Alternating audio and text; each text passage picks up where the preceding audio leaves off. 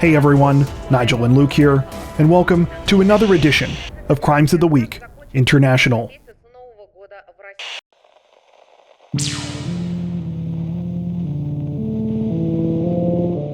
Authorities in the Australian state of Victoria say that they are looking for a pair of hapless suspects this week after they fled an attempted traffic stop only to crash their car and leave behind identifying information at the scene. According to reports, the incident took place at around 1:25 a.m. on March 27th, when police in the Melbourne suburb of Fern Tree Gully attempted to pull over a pair of men in a red Ford Falcon.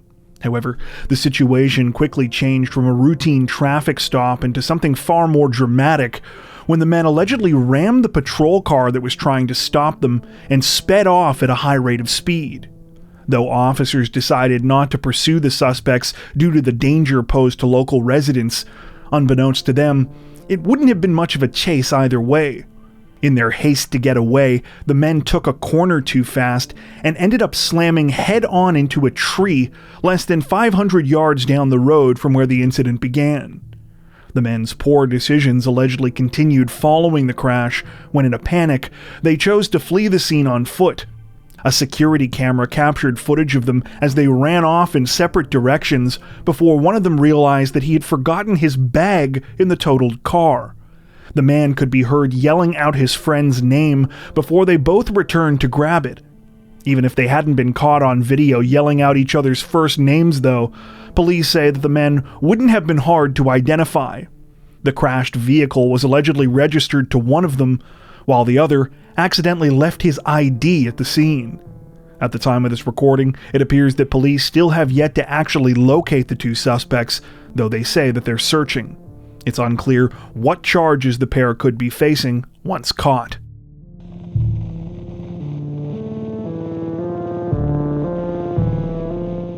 Representatives from the Hong Kong police force say that a suspected gang member got extremely lucky this week after he was the alleged target of a kidnapping by fellow triads, which investigators say was foiled by an unexpected traffic jam.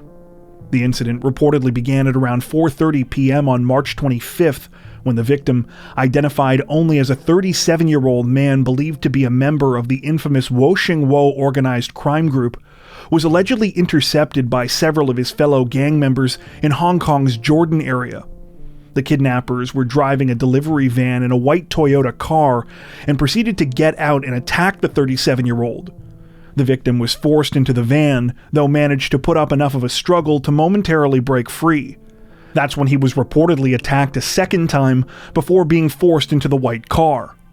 Unfortunately for the kidnappers, they only made it about a third of a mile down the road before they encountered another problem: a traffic jam. The point at which they hit the slowdown also couldn't have been worse. They were only about 200 yards from a police station. Fearing that the traffic slowdown was actually a roadblock set up by the authorities, the gang members abandoned their vehicles and ran off, leaving the beaten and restrained 37-year-old victim alone in the back seat of the Toyota. He was later found by passing officers who had no idea what was going on. It turned out that they hadn't set up any kind of roadblock after all. The traffic jam had just been caused by a minor collision up the road. A couple of days later, police were able to round up 3 suspects who allegedly took part in the botched kidnapping. At the time of this recording, they say that they are still searching for several others. While little additional information is available about the incident, police allege that the kidnapping was planned in retaliation for a money dispute between the gang members over illegal drug sales. The victim was reportedly treated for injuries following the attack, though has since been discharged from a local hospital.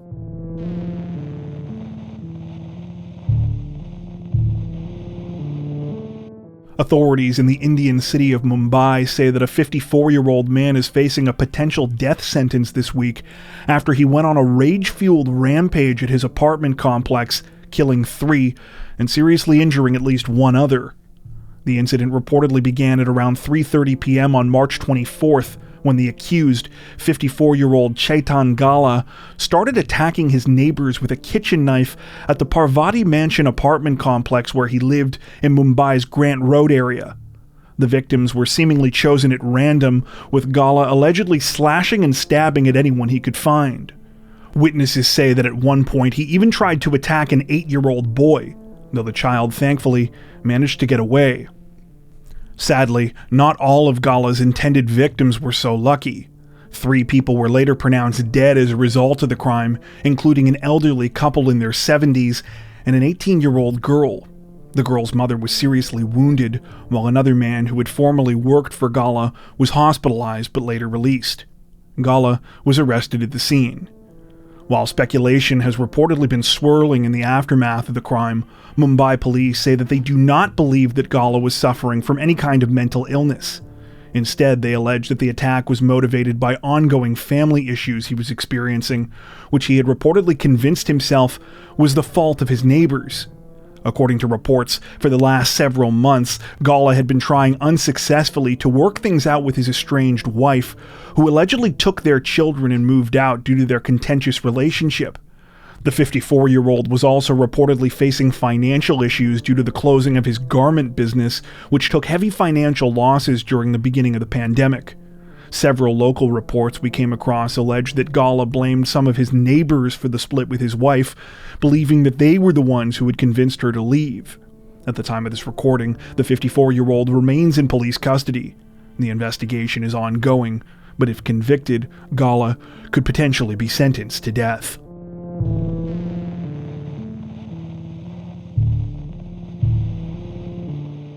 Authorities in the English county of Cambridgeshire say that 3 people have been arrested on suspicion of murder this week after they allegedly carried out the fatal shootings of a local father and son in 2 separate attacks. The incident reportedly began just after 9 p.m. on March 29th, when police received a call about shots fired at a residence in the village of Bloemfontein. They arrived to find a 32-year-old man suffering from multiple gunshot wounds who was later pronounced dead. Less than an hour later, officers received a second, eerily similar call about a shooting at a residence in the village of Sutton, roughly 6 miles away. They arrived to find another male victim suffering from gunshot wounds, who was also soon pronounced dead. The second man was 57 years old. While the names of the 2 victims have not been released at the time of this recording, authorities have announced that they were a father and son. They have also said that they have arrested 3 people on suspicion of conspiracy to commit murder. The suspects' names have likewise not been reported, though they are said to be a 27-year-old man, a 33-year-old woman, and a 66-year-old man. The 66-year-old was allegedly in possession of a shotgun at the time of his arrest.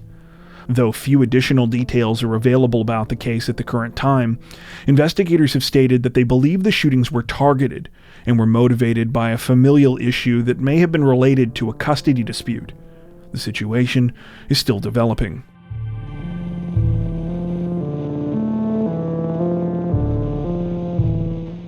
Authorities in the Brazilian city of São Paulo say that 1 person is dead this week and several others are injured after a 13-year-old boy allegedly carried out a terrifying knife attack at his middle school. The incident reportedly took place shortly after the beginning of classes on March 27th at the Tomasia Montoro State School in the city's Vijaçanha district. According to local media, it began when the suspect, identified only as a 13-year-old 8th grader at the school, fatally stabbed 71-year-old Elisabetta Tenreiro while she was standing at the front of her classroom. The attack came without warning and sent other students in the room running for their lives. Amidst the panic, the 13-year-old quickly moved on to other victims, stabbing at least 1 student and 3 other staff members before he was finally taken down and disarmed by physical education teacher Cynthia Barbosa. Though sadly she was unable to save her 71-year-old colleague, who was later pronounced dead at a local hospital, Cynthia has been credited with likely saving many other lives through her actions. The 13-year-old suspect, meanwhile, was arrested at the scene. The tragedy has understandably caused an outcry from members of the public, many of whom say that children and teachers are not being adequately protected in their classrooms. It's one of just a host of chronic issues they say have been affecting the city's schools for decades. Problems which include severe underfunding, understaffing, and overworked and underpaid teachers. In addition to these issues, some have also come out in the aftermath of the attacks and alleged that the specific school where the incident took place has a reputation for bullying. One parent claimed that their daughter is still receiving counseling due to the bullying she experienced over a disability, while another former student told the media that things got so bad for them that they were afraid to even attend classes. That being said, no official motive has been released behind this week's tragic incident, and it's unclear if this specific issue played a role. At the time of this recording, the teenage suspect remains in police custody and is expected to face formal charges sometime this week.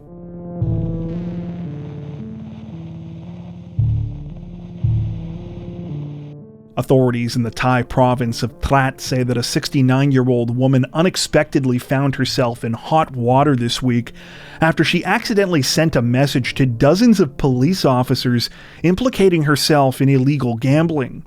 According to reports, the incident took place sometime on March 24th when the 69-year-old, identified only by the name Kin Khan, sent a picture through the messaging app Line. The picture was of a sheet of paper on which she had written her chosen numbers for an illegal lottery. While Kin Khan thought that she had sent the photo to a woman named Belle, who apparently runs the underground lottery in her area, unfortunately for her, she was mistaken. In reality, she had actually sent it to a group chat primarily consisting of members of the local police department.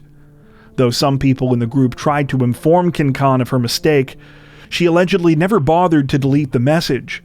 Eventually, some of the officers called her in for questioning. Kin Khan reportedly admitted to trying to enter the underground lottery, though apparently claimed she never deleted her message because she couldn't find her phone. Unfortunately, local sources don't mention what kind of a penalty she could now be facing. As for why one would enter an underground lottery in the first place, it helps to understand that in Thailand, almost all gambling is illegal. The few exceptions, such as the government lottery, are apparently quite popular and do offer large prizes, though they are tightly regulated and tickets tend to be more expensive. The illegal underground lotteries, meanwhile, are seen as a cheaper alternative and are believed by many to offer better odds.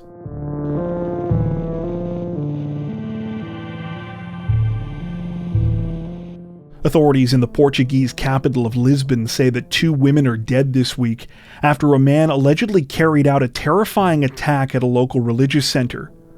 The incident reportedly took place at around 11 a.m. on March 28th at the Ismaili Muslim Center located in the city's northwest. It began when the male suspect pulled out a large knife and attacked the 2 victims, both of whom sadly died of their injuries. When police arrived, they ordered the man to put his weapon down. When he refused, he was shot in the leg and taken to a local hospital for treatment. At the time of this recording, none of the people involved in the tragedy have been identified by name. However, the attacker is said to be a refugee from Afghanistan who arrived in Portugal about a year ago. He is said to be a frequent visitor to the religious center, where he studied Portuguese and received other support for him and his 3 young children. The 2 victims, meanwhile, were said to be the suspect's language teacher as well as a fellow classmate. While no motive has been officially released behind the incident, authorities say that they are investigating the possibility that the attack was terror-related. At the same time, they cautioned the public not to prematurely draw conclusions, saying that the crime might also have been related to mental health issues. Investigators claim that the man has no prior known history of violence, but they believe that he may have experienced psychological issues due to the death of his wife, who allegedly died in a refugee camp in Greece. Since then, he has reportedly been the sole carer for his 3 young children. Currently, the situation is still under investigation.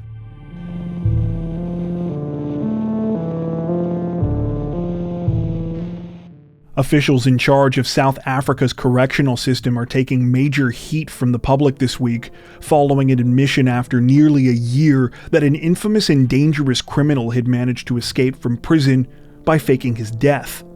According to reports, Thabo Bester, better known by his nickname, the Facebook Rapist, was supposed to be spending the rest of his life behind bars. He was handed a life sentence plus 75 years in 2012 after he was convicted of running a horrifying social media scheme in which he would lure in unsuspecting women by pretending to be an international modeling scout. He would then rob and sexually assault his victims and is known to have murdered at least one. Bester was serving time at the Mangong Correctional Center in Bloemfontein until May of last year, when a fire broke out in his cell at the facility. When the blaze was extinguished, the charred remains of a man's body were found inside, which were assumed to be those of Bester. Though little else was heard about the case publicly after this, it's now alleged that as early as just a month after the incident, people had been trying to inform officials within the prison, as well as higher-ups within the country's correctional service, that not everything was as it seemed. Sightings were being reported of Bester on the outside, and some people were even claiming that the supposedly dead man was reaching out to them on social media. Though some of these warnings came from whistleblowers inside the prison system itself, it's alleged that for months the government ignored the situation.